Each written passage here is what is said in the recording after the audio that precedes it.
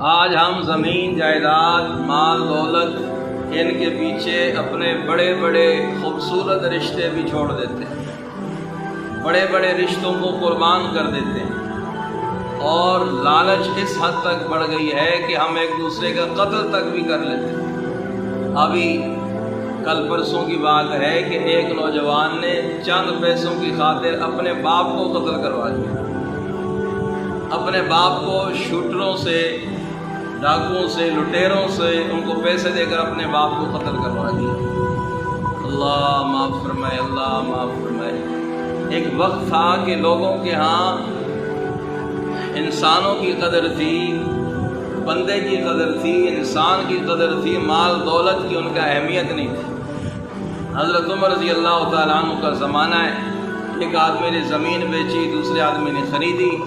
اب خریدار نے، مشتری نے اپنے زمین کو آباد کرنا شروع کیا، اس میں جب ہل چلایا تو اس کی زمین سے کچھ مدفونہ نکل آیا، کوئی خزانہ نکل آیا۔ اب جب اس نے اس کو دیکھا، کھولا تو بڑا قیمتی خزانہ تھا، بڑی مالیت بنتی تھی اس کی۔ اب دلوں میں اللہ کا خوف تھا، انسانیت سے محبت تھی، پیار تھا، احساس تھا، ہمدردی تھی۔ اس نے سوچا کہ بھائی میں نے تو یہ زمین خریدی ہے، زمین کے اندر اگر کوئی چیز ہے، چونکہ اس وقت بینک نہیں ہوتے تھے، آج کل تو ہر چیز بینکوں میں چلی گئی، تو لوگ اس انداز سے اپنے خزانوں کو دفن کر لیا کرتے تھے، محفوظ کرنے کے لیے چھپا دیتے تھے۔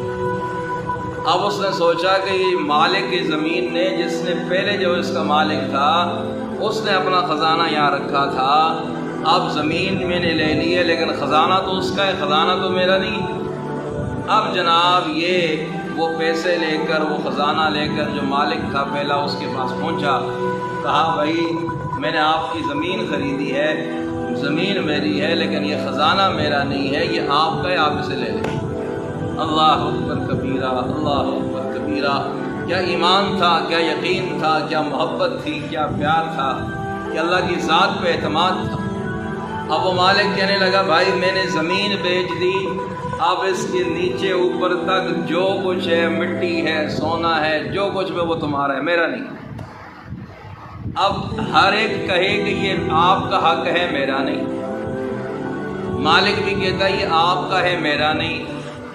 خریدار بھی کہتا ہے زمین میری ہے، خزانہ میرا نہیں۔ بات حضرت عمر رضی اللہ تعالیٰ تک پہنچی، اور اس وقت کے قاضی تھے حضرت کعب رضی اللہ تعالیٰ عنہ، ان تک یہ بات، ابن کعب رضی اللہ تعالیٰ عنہ، ان تک یہ بات پہنچی۔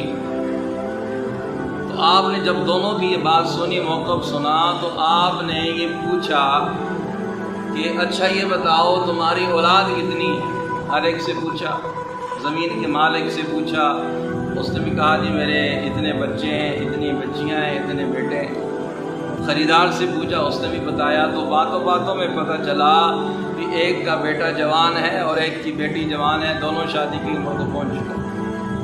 تو قاضی صاحب نے فیصلہ یہ کیا کہ بھی میرا مشورہ یہ ہے کہ تم دونوں اپنے بیٹی اور بیٹے کا نکاح، ان کا آپس میں نکاح کر دو، اور یہ جو خزانہ تمہیں ملا ہے یہ بطور جہیز کے، بطور تحفہ یا گفٹ کے، یہ ان دونوں کو دے دو، تاکہ تم دونوں کو اس ذمہ داری سے بھی تمہاری جان چھوٹ جائے گی، اور ہر ایک کو اس کا حق بھی مل جائے گا، اور تمہارا یہ جھگڑا بھی ختم ہو جائے گا۔ چنانچہ اسی عدالت میں، اسی مجلس میں، قاضی کی محفل میں ان بچوں اور بچے اور بچی کا نکاح کرایا گیا، اور وہ خزانہ اس کے حوالے کیا گیا۔ اللہ اکبر کبیرہ۔ کیا خوبصورت کسی نے کہا تھا کہ فرشتوں کو دکھانا تھا، بشر ایسے بھی ہوتے ہیں۔ اللہ ہمیں بھی ایسے اخلاق اپنانے کی توفیق عطا فرمائے۔